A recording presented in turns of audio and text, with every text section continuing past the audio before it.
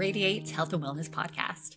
So, I want to start by thanking you for being here with your open heart, your presence, and your willingness to sit in real, raw conversations about life. So, this is another episode that is a little personal, not just because of the topic, but because of the life that's been unfolding behind this podcast, beyond the microphone. So, you may remember on the last episode, it was all about self trust, what it means to trust yourself, tune inward, to truly listen to your intuition, and to believe in your own voice. So, in that episode, I shared that my mom was in her last days or perhaps moments of her life. So, she passed away early that following morning on March 19th. So, it's been almost a month now since she passed.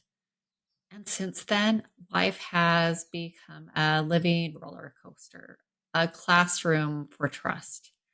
Trusting myself to navigate grief in my own way. Trust to allow others to grieve in their own way. Trusting others to step in and help out. Trusting another to hold me as I surrender to my emotions and shed my held back tears. And trusting others to take care of themselves. So today we continue. Not in spite of that loss, but because of it. Because loss has a way of stripping everything down to what matters most. And for me, that has been love and trust. So in today's episode, we're exploring trust in relationships. What happens when love is present, but trust feels broken or shaky? Why trust is the quiet anchor holding our relationships together, and what it takes to rebuild that foundation inside yourself and with the people who matter most. Aloha! Welcome to the Radiate Health and Wellness podcast, where we explore the vibrant world of health and well-being. I'm your host, Christine D. Ross, a board-certified health and wellness coach specializing in behavior change and nutrition, and author of Discover the Adventure of You and Health Beings.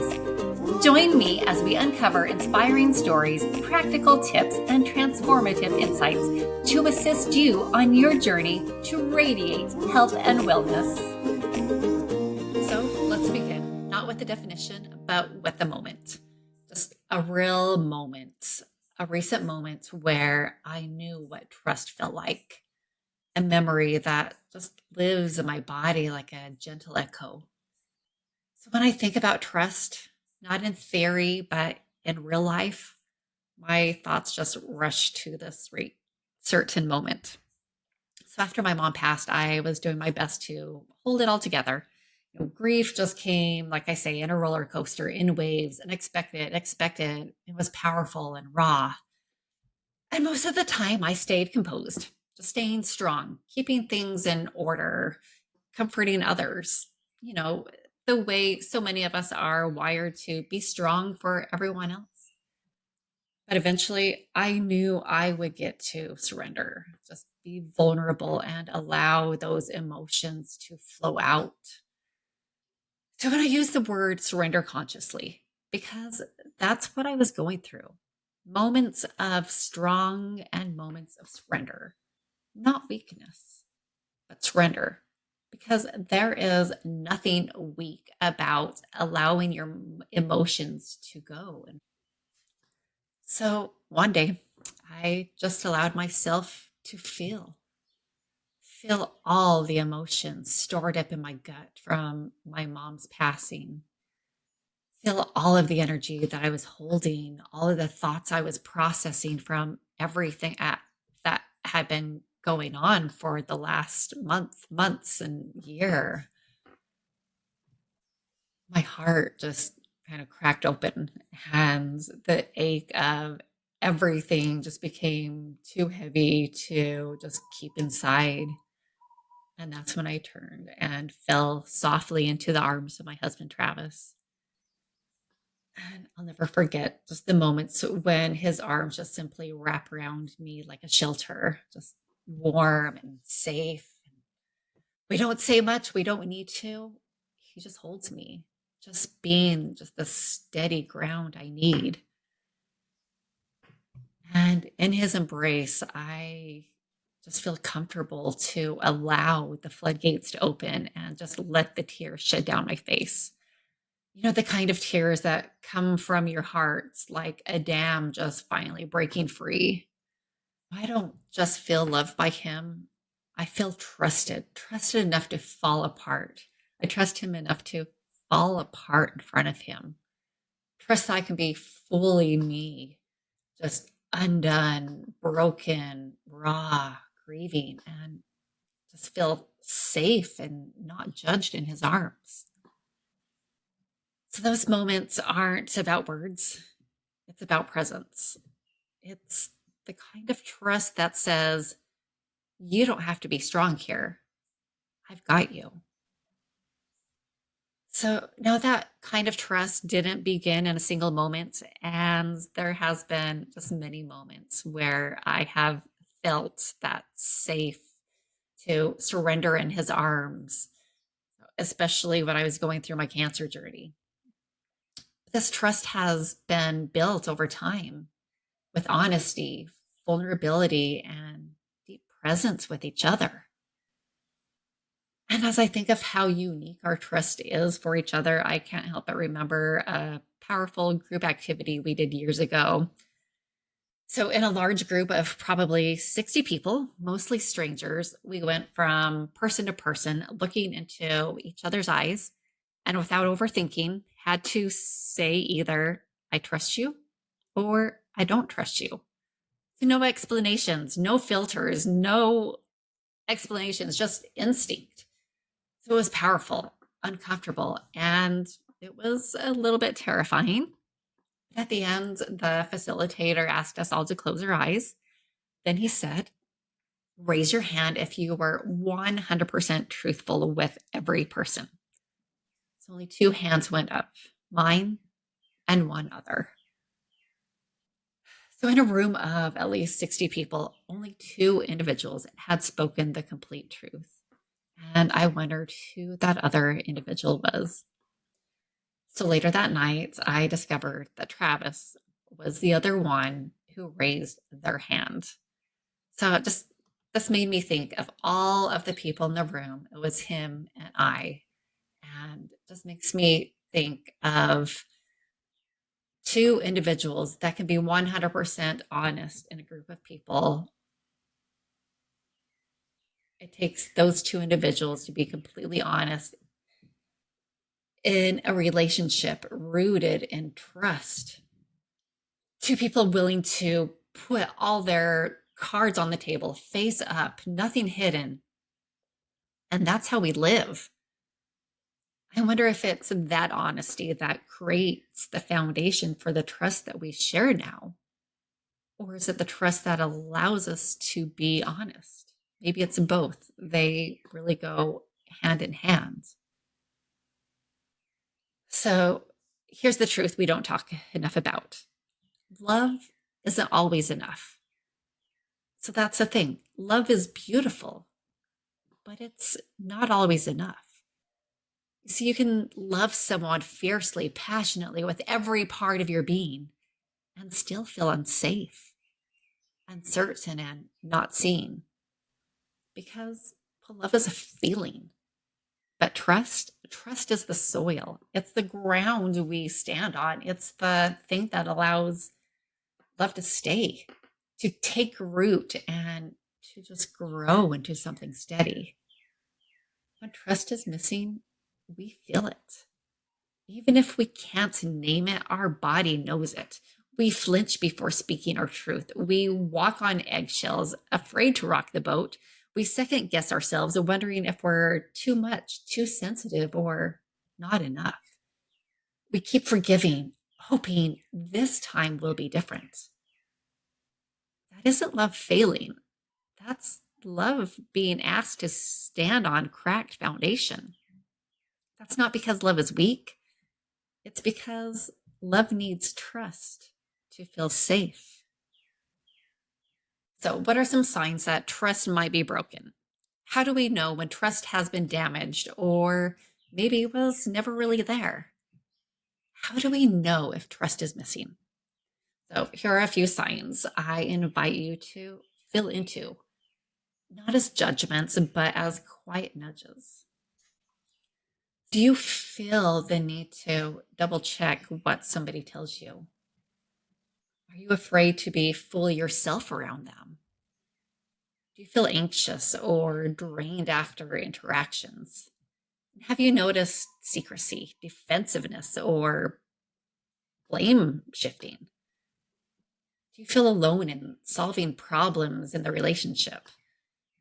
So these aren't always signs to leave, but they're invitations to get curious. Ask, where did the crack begin? What hasn't been spoken? And what part of you is whispering, I don't feel safe here?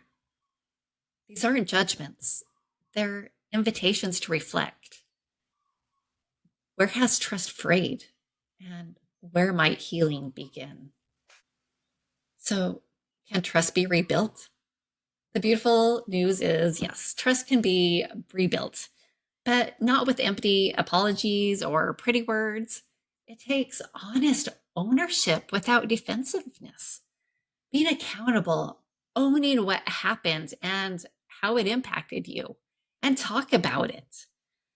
And also changing that behavior, not just making empty promises, but be consistent, visible, and allow change to take place over time and be transparent. All cards face up on the table. Be honest with each other. Don't try to hide things. So, and especially when things feel fragile, have space and patience. Don't force each other to just get over it. Allow the healing to occur naturally, especially when someone's trust has been broken before. And this gets to be mutual effort. Both people showing up, doing the work, having the conversations, the open communication.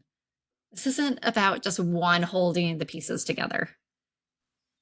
But sometimes, even with all that effort, the trust doesn't come back. And that's not failure, it's clarity. Sometimes, despite all the love in the world, one person is left doing all the work. And that's not trust, that's survival. And you deserve so much more. And if that's where you are, the most loving thing you can do is acknowledge when something is no longer able to hold you. Bless it, release it, and walk forward.